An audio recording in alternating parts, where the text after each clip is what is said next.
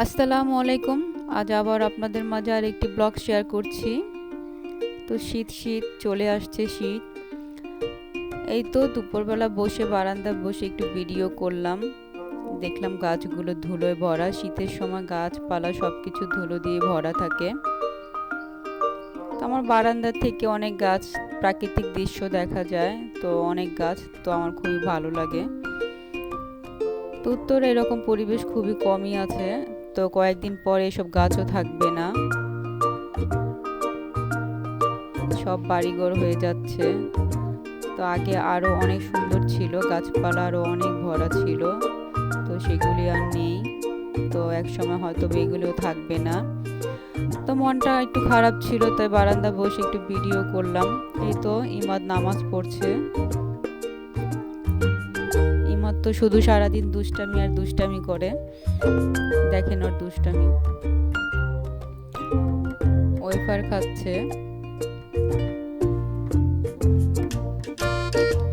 তারপর সন্ধ্যা হয়ে গিয়েছিল। সন্ধ্যা হলে ওদের ঘুম।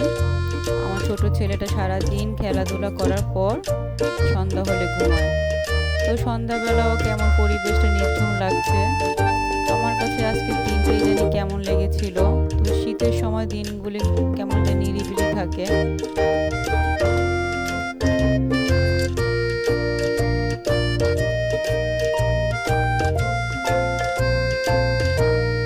এই তো মাগরিবের আজান দিয়ে দিয়েছিল, নামাজ পড়ে